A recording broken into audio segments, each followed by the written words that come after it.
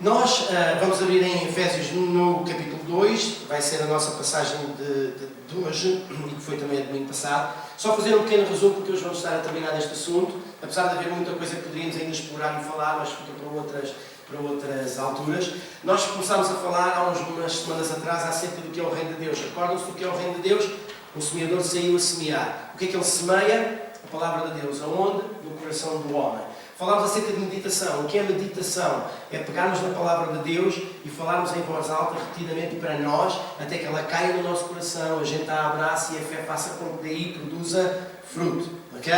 Depois nós falámos e demos uma viagenzinha, e fizemos uma viagenzinha até Lucas 21, onde nós percebemos o discurso de Jesus a dizer que nos últimos tempos, uma das marcas dos últimos tempos seria a divisão. Povos contra povos, reinos contra reinos, línguas contra línguas, raças contra raças, homens contra mulheres, pais contra filhos, filhos contra pais, mãe contra pai, pai contra mãe. Divisão seria aquilo que caracterizaria o final dos tempos. Depois nós encontramos Jesus a explicar que apesar do final dos tempos ser divisão e que apesar dos filhos de Deus também virem a ser perseguidos, essa é uma forma de nós darmos testemunho de Jesus. Ele colocaria palavras na nossa boca e Ele também não permitiria que um fio de cabelo da nossa cabeça fosse tocado por quem quer que fosse, porque nós estaríamos a fazer aquilo para o qual Ele nos enviou. Ok?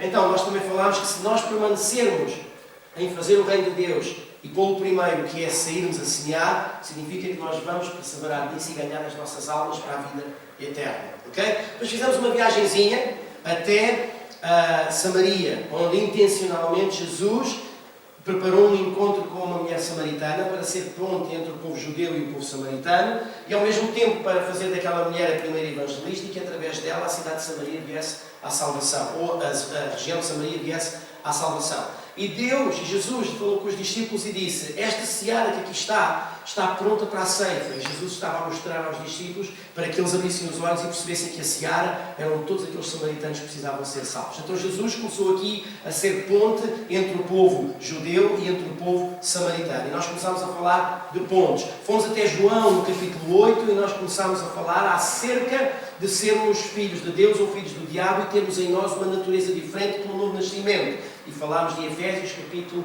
2, ok? Então, estamos a falar acerca de sermos pontes entre as pessoas, sejam elas crentes ou descrentes, e entre as pessoas, crentes ou descrentes, e Deus, ok? E hoje vamos terminar isto, tá bom? Hoje vou ler muitas passagens, vou falar menos e vou ler mais, tá bom? Apesar de nós explicarmos a vocês o que é que a Bíblia quer dizer e o que é que as passagens podem querer dizer e aplicá-las na nossa vida, nada melhor do que lermos a Palavra de Deus e deixarmos o Espírito Santo também operar na nossa vida para nós entendermos aquilo que o Espírito Santo quer dizer a cada um de nós, tá bom? Então, Efésios no capítulo 2, versículo 1, e apesar desta tradução ser diferente, vocês podem também acompanhar ali pela tela. E diz assim: vocês estavam como que mortos por causa dos vossos pecados e das vossas transgressões à justiça e à lei de Deus. Essa era a vossa conduta na vida, antigamente, seguindo os hábitos e as correntes do mundo à vossa volta e, até mais, seguindo aquele, ou seja, Satanás, que é senhor do poder dos ares e que atua ainda hoje naqueles que recusam obstinadamente entrar no plano de salvação que Deus lhes oferece. E nós éramos também como eles, vivendo apenas segundo os instintos carnais, os impulsos primários dos nossos sentidos e dos nossos pensamentos. E assim éramos, por causa da nossa própria natureza, objeto da severa justiça de Deus, tal como todo o resto da humanidade também. Falámos no domingo passado acerca desta passagem, de que esta era a condição de todos nós na vida. Ontem eu estava a falar com uma pastora, mais a minha irmã mais velha, que ela está aqui hoje. Nós estávamos a falar à mesa e eu estava a comentar com eles e estávamos a conversar acerca de famílias cristãs que têm filhos e os filhos nascem num lar cristão. E às vezes eles perdem-se porque nunca confessaram Jesus. Porque apesar de terem crescido num lar cristão, não significa que eles estão salvos. Significa que eles têm que confessar Jesus como Salvador da vida deles e confessar os pecados deles a Jesus, apesar de terem nascido num lar cristão.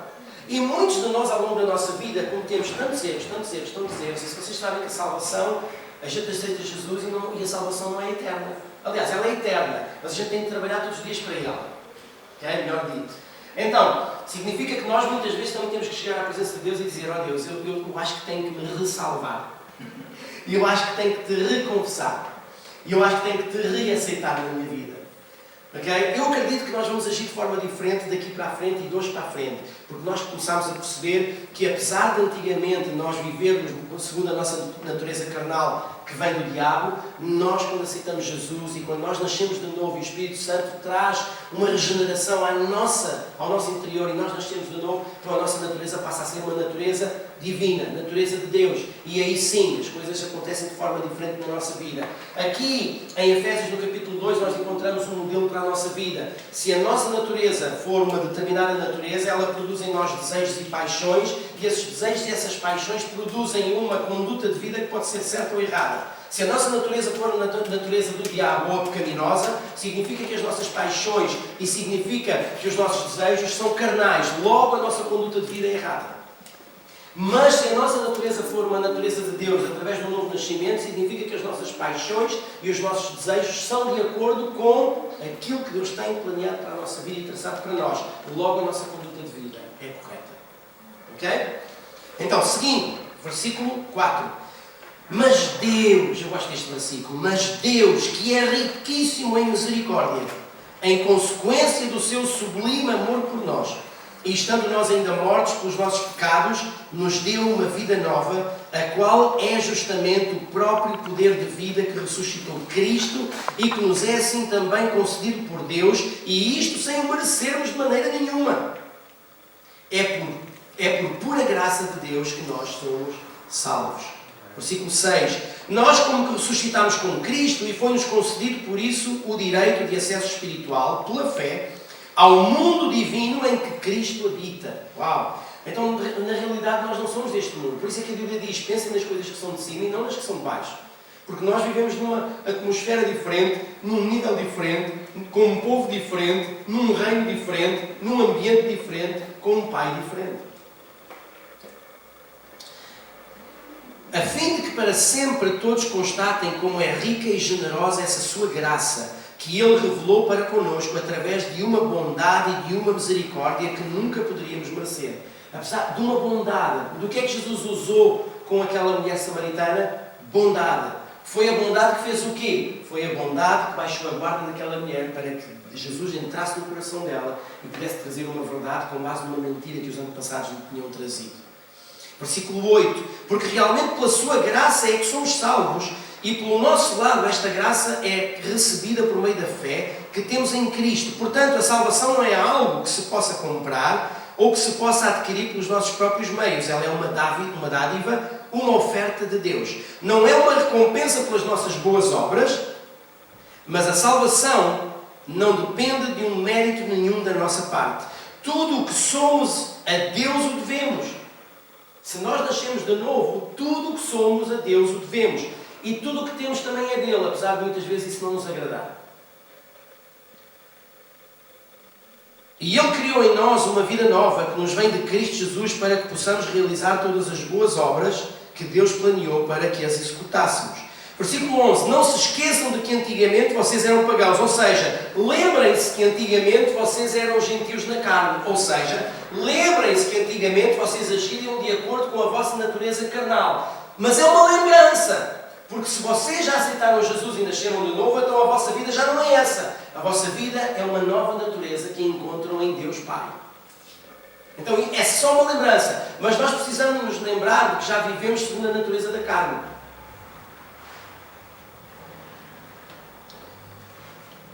Não se esqueçam de que antigamente vocês eram pagãos, estranhos às coisas de Deus e que até pelo nascimento vocês eram estrangeiros em relação ao povo de Deus.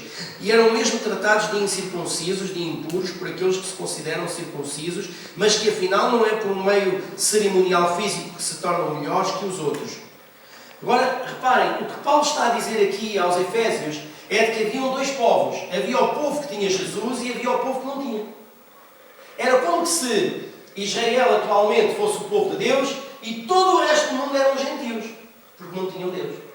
E aqui Paulo está a dizer, esperem lá, isto não é bem assim. Aqueles que são gentios ou que são incircuncisos não são nesta altura diferentes de vocês que são cristãos e circuncisos, ou circuncidados. Porquê? O que Paulo estava a dizer é que em Cristo Jesus os dois povos podem ser um.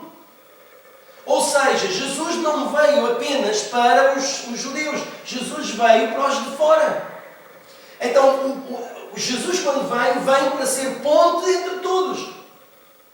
E é disso que temos estado a falar.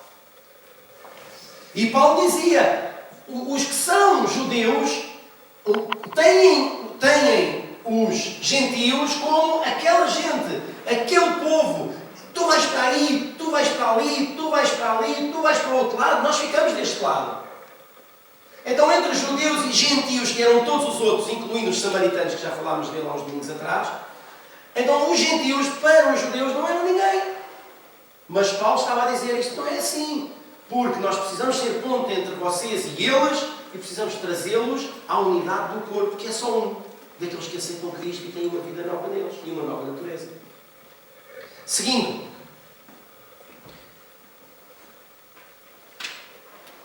versículo 13. Mas agora, ligados e pertencendo a Jesus Cristo, vocês que antigamente eram estrangeiros, estes gentios, agora se tornaram de família, por efeito daquilo que Cristo fez por vocês, derramando na cruz o seu sangue. Ou seja, se Jesus verteu o seu sangue na cruz, não foi só pelos judeus, foi também pelos gentios. Então, os dois povos pertencem pelo mesmo sangue, pelo mesmo Espírito, pelo mesmo sacrifício, pelo mesmo Deus, ao mesmo povo.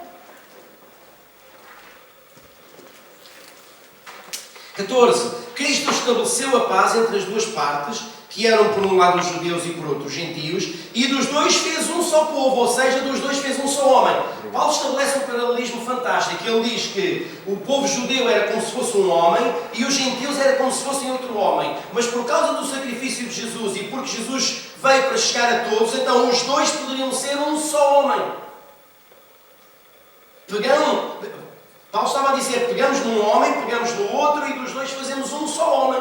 Porquê? Porque é uma só família, um só corpo, um só espírito, um só pai, é o mesmo pai.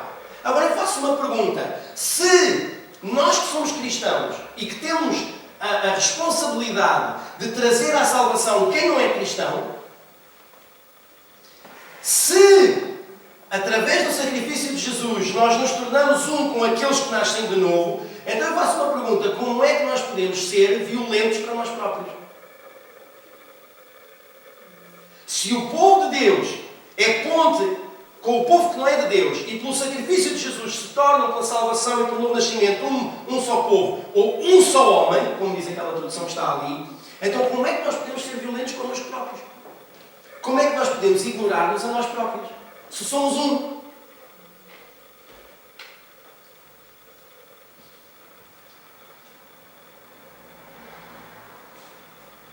Cristo estabeleceu a paz entre as duas partes, tornando-os numa só família, ao derrubar o muro de separação que os opunham ao outro. Qual era o muro da separação? A natureza.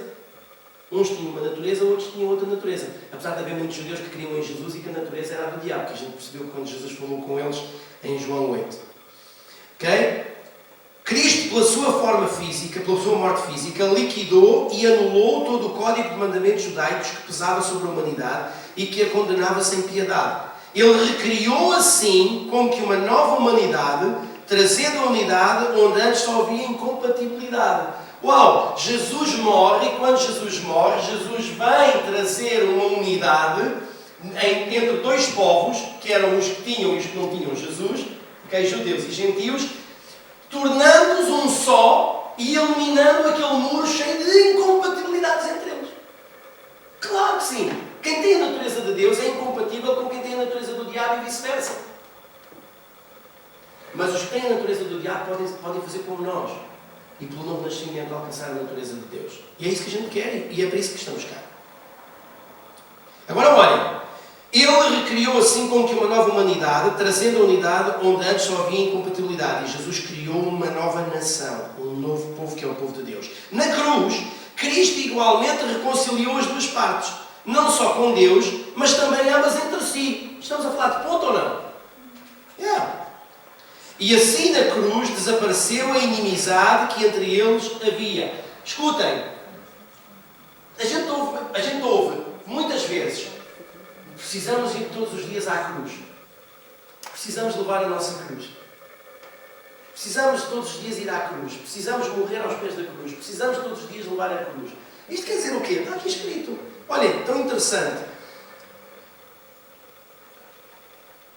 Cristo igualmente reconciliou as duas partes, não só com Deus, mas também ambas entre si. Eu vou-vos dizer uma coisa, e vocês vão perceber que isto é verdade, não só com isto que nós lemos.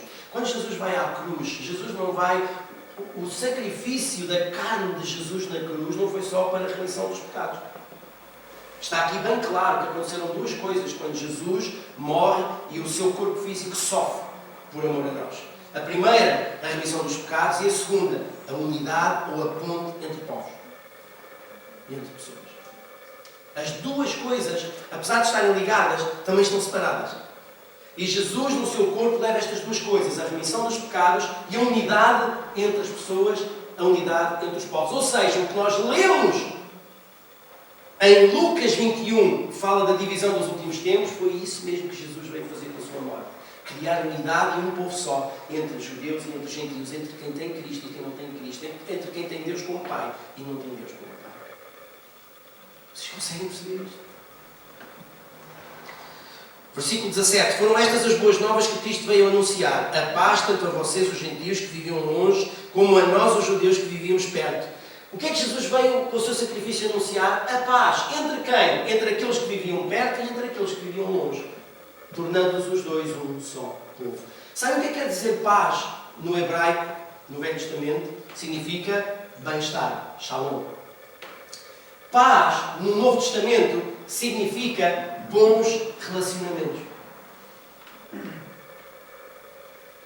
Por isso faz sentido quando a gente lê aqui: foram estas as boas novas que Cristo veio anunciar. O quê? A paz, tanto a vocês que estavam longe, como àqueles que estão perto.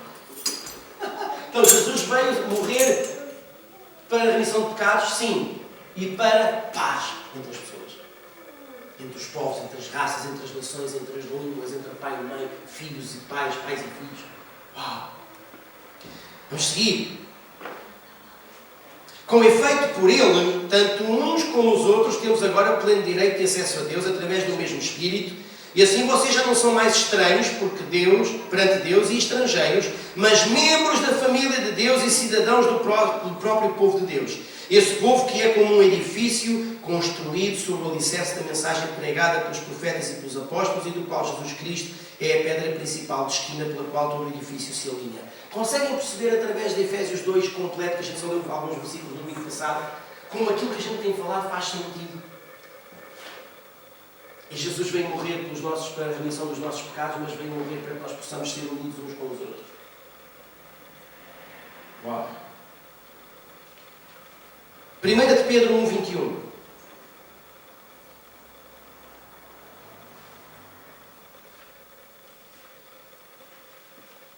Vocês depois vejam as mensagens que ficaram gravadas no YouTube, no nosso canal, e tentem tirar apontamentos e tentem perceber esta sequência toda que nós temos vindo a falar. 1 de Pedro, capítulo 1, versículo 21, diz assim: Por isso, confiem em Deus que levantou Cristo da morte e o glorificou grandemente. Assim, a vossa fé e esperança descansam unicamente nele. Agora, porém, podem ter um verdadeiro amor para com todos. Reparem, por causa do poder com que Cristo foi levantado dentre os mortos e que é aquele mesmo poder que opera dentro de nós, por causa disso, agora nós podemos ter um verdadeiro amor para com todos. Não os que nós escolhemos, não os que não queremos, os que nós queremos, não aqueles que nos convêm, não aqueles segundo os quais nós possamos ter algum interesse ou podem ter alguma coisa que nos interesse. Não, com todos. Por isso é que Jesus diz: o Espírito do Senhor está sobre mim, pelo que me ungiu para pregar o Evangelho a quem? Aos pobres. Aos pobres, porque quem não tem Deus é pobre. Porque a natureza não é de Deus, são pobres.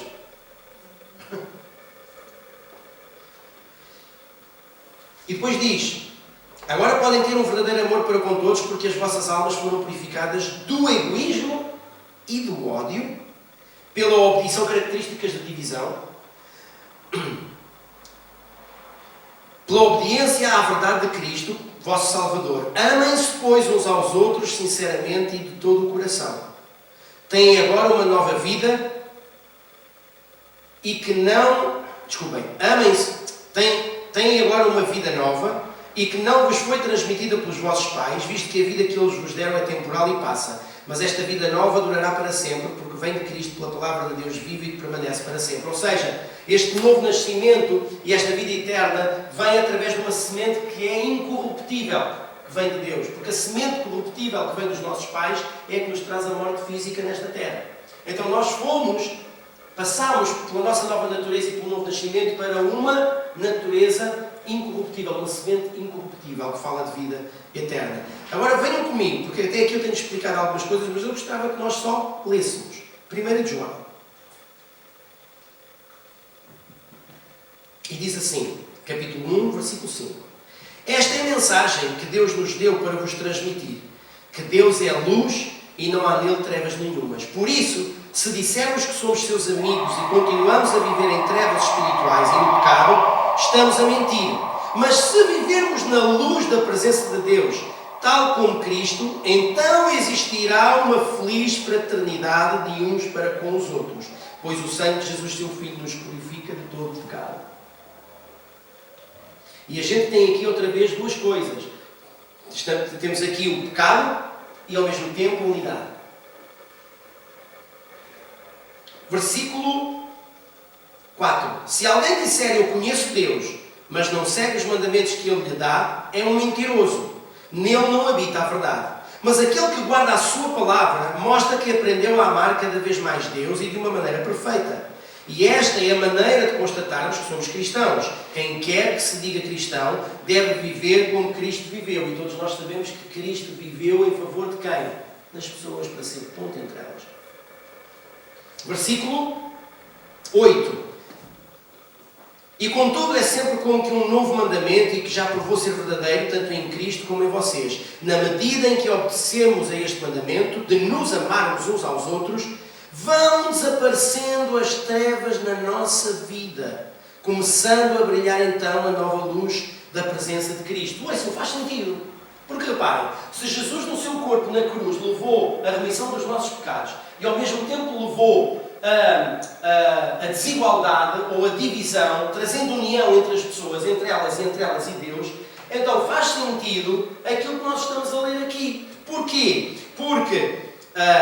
Porque diz que aquele que diz que não anda na luz de Cristo e aborrece o seu irmão cristão continua ainda nas trevas, mas quem ama o seu irmão está na luz e poderá guiar-se sem andar tropeçando na escuridão do pecado. Porque aquele que detesta o seu irmão em Cristo é como se andasse vagueando em trevas espirituais sem saber para onde deve ir, pois que a própria escuridão o cega. Na medida em que obedecermos a este mandamento de nos amarmos uns aos outros, vão desaparecendo as trevas da nossa vida. Sabem uma coisa? O pecado da nossa vida acaba por desaparecer ou estar ausente se nós tivermos paz com todos. Porque se nós tivermos paz com todos, nós não vamos mentir uns aos outros. Se nós tivermos paz com todos, nós não vamos roubar uns aos outros. Se nós tivermos paz com todos, nós vamos ajudar as pessoas. Se nós tivermos paz com todos, nós não vamos desprezá-los, nem odiá-los, nem sermos egoístas.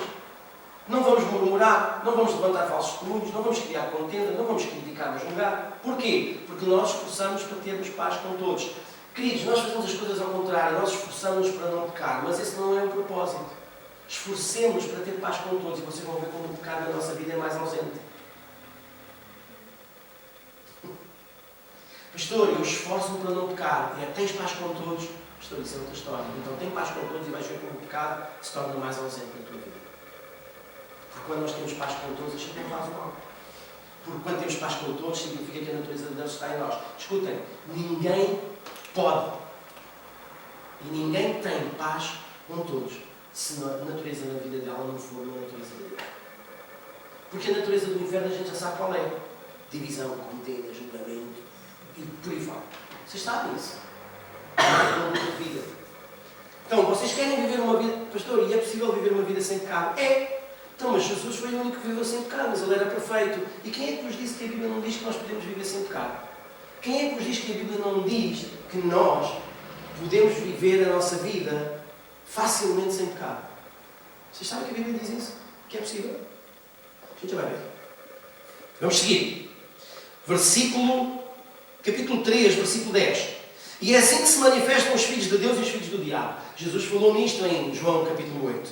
E é assim que se manifestam os filhos de Deus e os filhos do diabo. Quem não anda no caminho da justiça e não ama o seu irmão, mostra que não é de Deus. Porque a mensagem que ouvimos desde o princípio é que nos amemos uns aos outros. Não devemos ser como Caim, que pertencia a Satanás e matou o seu irmão. E por que causa o matou? Porque as suas ações, ou seja, a sua conduta era má. Porquê? Porque a natureza que havia dele era a do diabo.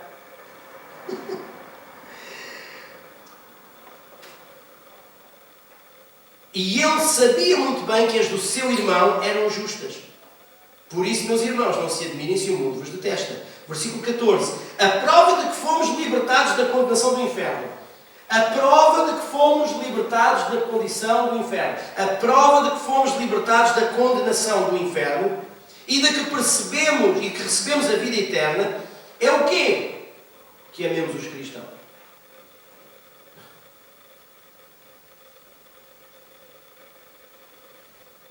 Quem não ama os seus irmãos em Cristo permanece no domínio e sob a condenação da morte espiritual, ou seja, continua na carne e com a velha natureza. Qualquer que detesta o seu irmão cristão é, no fundo, um assassino. E sabem bem que nenhum assassino em si tem a vida eterna. O verdadeiro amor conhece-se por aquilo que Cristo fez, morrendo por nós. Por isso, nós devemos também dar a nossa vida a favor dos nossos irmãos. Se nós temos que fazer o que Cristo fez, e Cristo morreu por nós, significa que nós temos que morrer pelos nossos irmãos. O que é morrer pelos nossos irmãos? Não é dar a vida por eles. Porque a gente não faz isso. Mas é sermos ponto como Jesus foi. Entre as pessoas, entre quem tem Cristo e quem não tem, e entre aqueles que têm Cristo e não têm, para que cheguem cada vez mais a Cristo.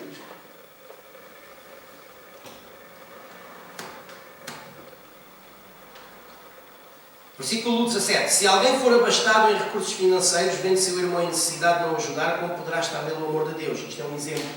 Filhinhos, não amemos só de palavra, mas realmente mostrando-o pelas nossas ações. Ou seja, nós precisamos ser ponto, mas também precisamos ser gente que age. Versículo 7 de 1 João 4. Meus amigos, amemos uns aos outros, porque o amor vem de Deus. E aquele que espalha o amor à sua volta, é suposto as pessoas que estão à nossa volta perceberem. Há ali uma atmosfera diferente daquela pessoa. Amém. Então, meus amigos, amemos uns aos outros porque o amor vem de Deus. E aquele que espalha o amor à sua volta mostra que é filho de Deus, nascido de novo, nova natureza, e que vive realmente em contacto com Deus. Mas aquele que não ama não conhece verdadeiramente Deus, porque afinal Deus é amor. Versículo 11. Queridos amigos, se Deus nos amou assim, assim também devemos amar-nos uns aos outros. Porque ainda que nunca tenhamos visto Deus, se nos amarmos uns aos outros, Deus vive em nós. E o seu amor em nós se fortalece e completa. E é pelo Espírito Santo que Ele pôs em nossos corações que temos a prova de que vivemos em Deus e Ele vive em nós. É o Espírito Santo de Deus, já lemos isso, que testifica com o nosso Espírito que somos dele e Ele é nosso. Versículo 20. Se alguém disser eu amo Deus, mas continuar a detestar o seu irmão, é um mentiroso. Porque se não amar o seu irmão que está ali diante dos seus olhos, como poderá amar Deus que nunca viu? E Deus mesmo nos dá este mandamento, que quem ama a Deus deve também amar o seu irmão. Escutem, nós estamos a falar de irmãos, mas estamos a falar de irmãos e dos que não são irmãos. Agora reparem tão interessante, 2 de João, capítulo 1, versículo 5 diz assim: E agora, lembrem-se permanentemente de um antigo mandamento que Deus nos deu logo desde o princípio. Qual? Que nos amemos uns aos outros. O verdadeiro amor por Deus revela-se na nossa obediência ao que Ele nos diz. Este é, pois, o mandamento que desde sempre nos deu para vivermos de acordo com Ele, que nos amemos uns aos outros. 3 de João 1,5. Meu querido amigo, é uma boa obra que fazes para Deus, ocupando-te cuidadosamente de todos os crentes e também dos que vêm de fora. Isto era João a escrever a Gaio, porque Gaio tinha uma particularidade. Ele era elogiado por toda a gente porque ele cuidava dos que estavam dentro e ele cuidava dos que vinham de fora. E isto é o quê? Ser ponte. Para terminarmos, 2 de Pedro 3,14. 2 de Pedro 3,14 diz assim: Queridos amigos, enquanto aguardamos que estas coisas aconteçam e que Ele venha, reparem, enquanto aguardamos que estas coisas aconteçam e que Ele venha, que coisas? As que estão descritas em Lucas 21. as que antecedem a vinda de Jesus. Que é o quê? A divisão. Estamos a falar de sermos pontos. Então, enquanto aguardamos que estas coisas aconteçam e andem por aí e por aí fora, e que Ele venha, procurem viver sem pecar e em paz com toda a gente. Procurem viver sem pecar e em paz com toda a gente. As duas coisas que Jesus veio fazer na cruz e que sofreu na sua carne. Remissão de pecados, unidade, ser ponto entre as pessoas. Então, procurem o quê? Procurem viver sem pecar e em paz com toda a gente. De forma a que Ele venha e se agrade de vocês. Uau!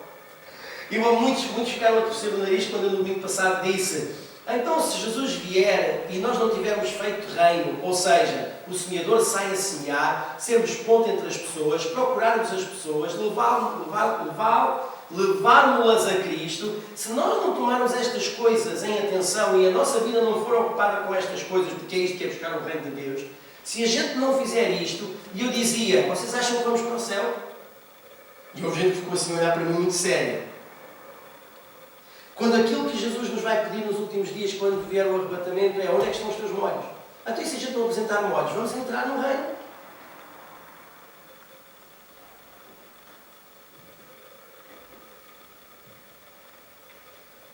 Primeira de João, terminamos com este versículo.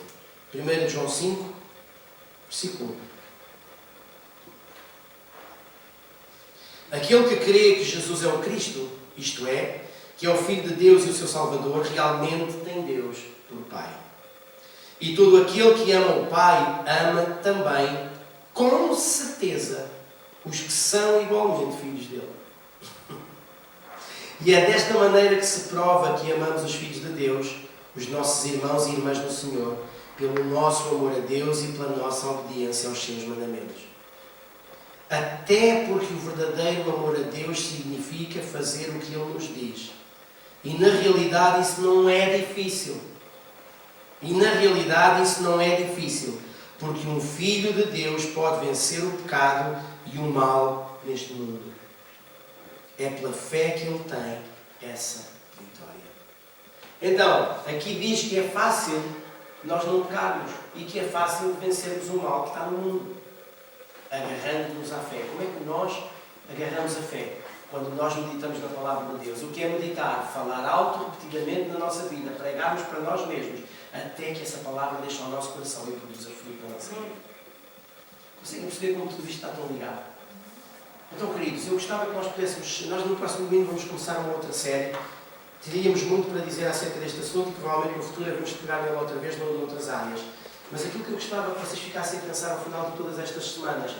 Nós estivemos a orar por cura, nós estivemos a orar por salvação, nós estivemos a orar por livramento,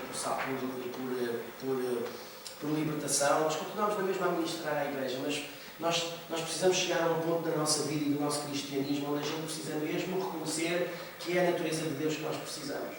E é com essa natureza que nós fazemos a diferença neste mundo. Nós não estamos aqui por causa de cada um de nós, estamos aqui por causa de todos os que estão à nossa volta. É diferente. Queridos, se nós buscarmos o reino primeiro, e o reino primeiro é o semeador saiu a semear. Tudo o que a gente precisa está no reino que a gente semeia. E isso é o segredo, queridos.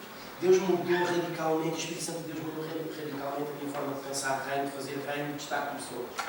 Muito. E até as minhas próprias debilidades, que eu pensava que estava tudo bem, eu também tive que pensar nelas e dar uma volta com isto. Ok, queridos? Isto é muito sério, eu nunca tinha pensado desta forma. Jesus morreu para redimir os pecados, para nos salvar e para nos perdoar os pecados, mas também para nós termos ponto entre as pessoas. Não há como dar a volta àquilo que a palavra de Deus diz. Eu gostava que nesta manhã nós pudéssemos perceber que daqui para a frente, e quando chegarmos ao final deste ano, todos nós temos que trazer molhos. E no final deste ano eu tenho que chegar à minha vida e tenho que dizer: Rui, quantos tens no teu molho? Tenho X. Pedro, quantos tens no teu molho? Tenho X. Bruno, quantos tens no teu molho? Tenho X. Se a gente chegar ao final deste ano e nós não tivermos trazido ninguém, significa que nós não fomos ponto com ninguém. Podemos estar a ser ponte com alguém, mas ainda não fomos ponte como deve ser, porque não conseguimos fazer com que as pessoas passassem do reino das trevas para o reino da luz.